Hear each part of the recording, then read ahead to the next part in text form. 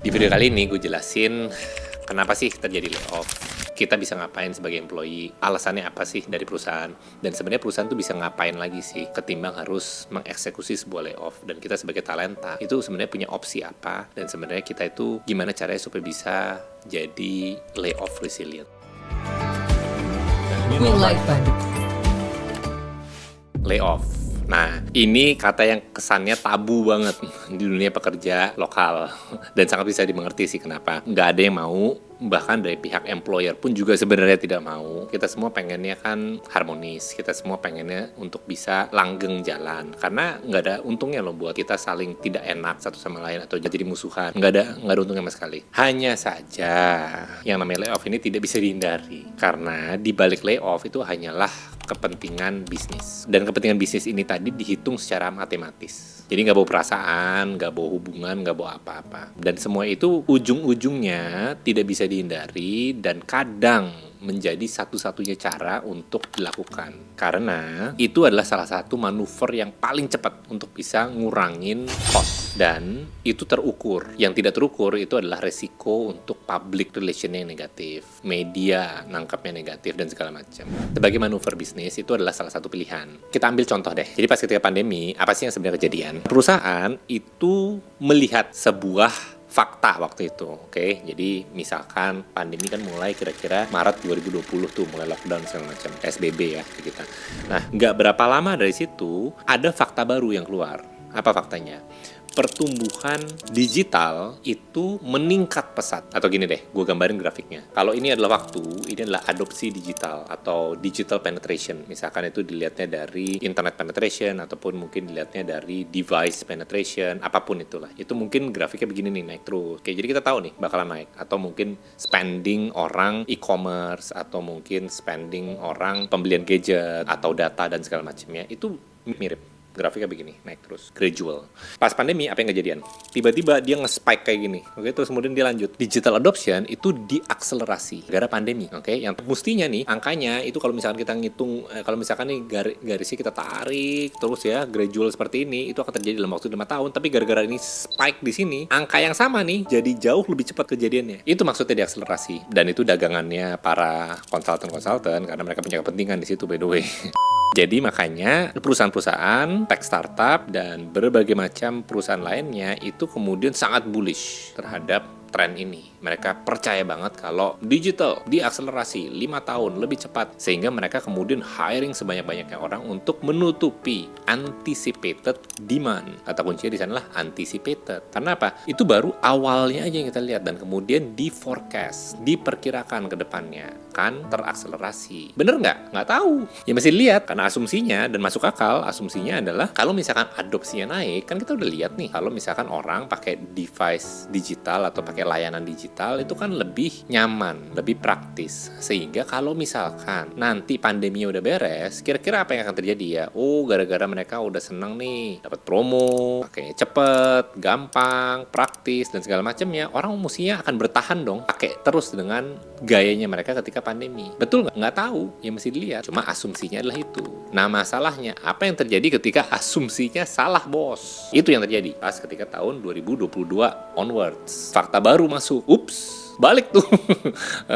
Lainnya udah gak kayak asumsi lagi gitu kan. Dan ups, we made a boo. Dan itu semua tech company yang gede-gede ya semuanya melakukan kesalahan yang sama. Karena itu tadi asumsinya sama semua. Itu kan bahwa dengan adanya adopsi digital yang terakselerasi, mereka hire lebih banyak orang karena demand-nya diperkirakan lebih tinggi, sehingga perlu lebih banyak orang. Dan kemudian mereka bertaruh bahwa fakta ini akan bertahan. Tapi ketika tidak, mereka masih melakukan tindakan korektif. Jadi itulah yang sebenarnya terjadi pas ketika kemarin pandemi, ada banyak layoff bahkan sampai hari ini. Dan kembali lagi ya, si perusahaan dia tidak mau sebenarnya itu terjadi, hanya saja ya mereka masih melakukan tindakan korektif itu tadi. Dua bahasan selanjutnya, employee sama bagaimana cara ngelakuinnya. Jadi kita sebagai employee, gue punya prinsip kalau sebenarnya kita itu bisa layoff resilient. Bukan arti kita kebal sama yang namanya layoff, bukan, karena ya bisa aja kejadian di kita juga. Jadi ada atau tidak adanya layoff, atau gini deh lebih tepatnya, kita udah tahu ya kalau karena kita sebagai top talent, kita menyelaraskan output kita sama agendanya company. Kita tahu dampaknya kita yang kita bawa terhadap company itu apa. Sehingga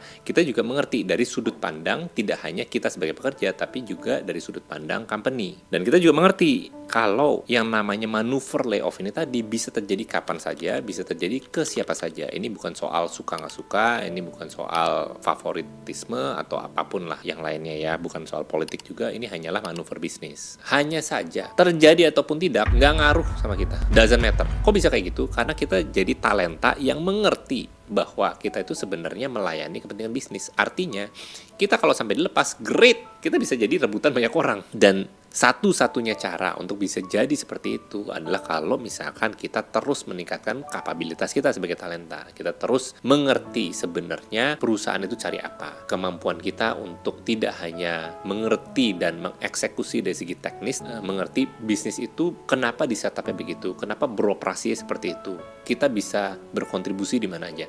Pengetahuan seperti itu yang membuat kita menjadi talenta yang berkelas. Makanya gue menciptakan sebuah komunitas supaya talenta-talentanya bisa terus untuk upskilling. Tidak perlu menunggu kesempatan tertentu ataupun waktu tertentu ataupun wabah tertentu. Kapanpun bisa ada environment yang aman di mana mereka bisa terus belajar satu sama lain dari para expertnya, dan ini bisa terjadi konsisten tanpa menunggu momen tertentu. Itu dari sudut pandang employee. Pastikanlah kita selalu berinvestasi terhadap diri kita sendiri, karena itu satu-satunya hal yang tidak bisa diambil dari kita. Ketika kita punya knowledge, kita punya skill, kita punya wisdom, pengalaman yang bisa kita terapkan di situasi apapun, di company apapun, kita jadi talenta yang sangat dicari, sangat diinginkan oleh banyak sekali perusahaan waktu terlepas dari industri.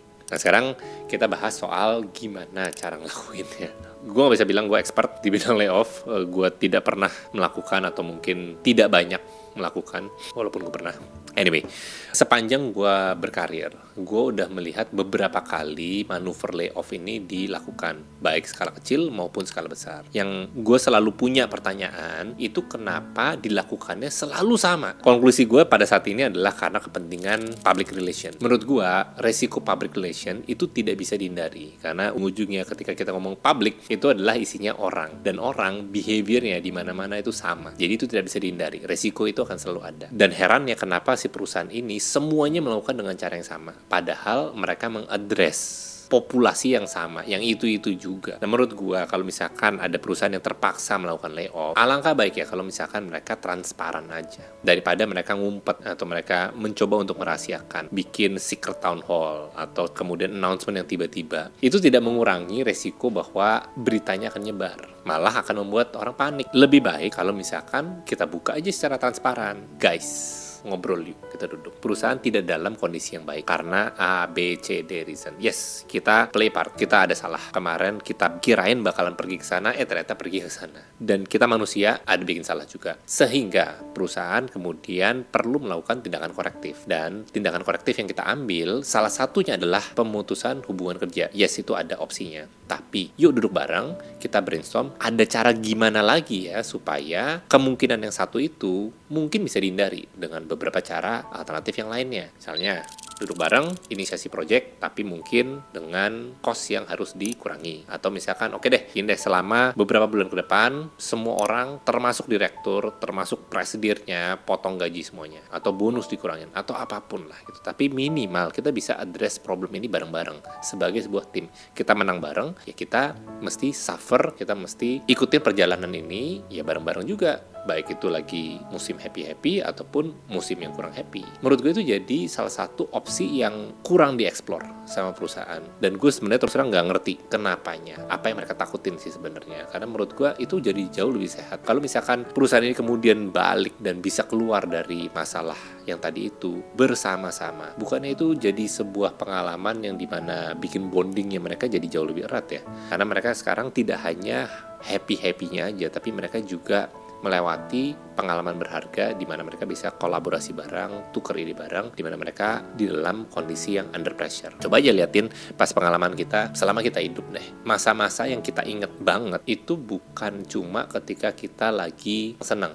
sama teman-teman. Tapi ketika kita juga lagi susah payah bareng-bareng sama teman-teman, itu mungkin one day jadi bahan bercandaan, jadi bahan ketawa bareng ketika kita bisa spend time bareng-bareng sama tim kita, sama teman kita itu tadi kan. Jadi kenapa nggak cara yang itu yang dieksplor? Kenapa harus tidak transparan, harus tutup-tutupin? Karena ujungnya kan kita semua manusia kali. Seringkali tuh perusahaan tuh lupa kalau mereka itu dibikin untuk kepentingan manusia. Mereka itu beroperasi atas tenaga manusia juga. Jadi semua yang mereka lakukan itu menyentuh manusia. Lah kalau gitu kenapa tidak dipikirkan si manusianya? Kenapa dipikirkan hanya laporan keuangannya aja? Pikirkanlah manusianya dan kemudian gimana ya caranya supaya kita bisa bareng-bareng improve financial condition dari perusahaan ini. Fakta itu yang seringkali dilupakan sama banyak pebisnis.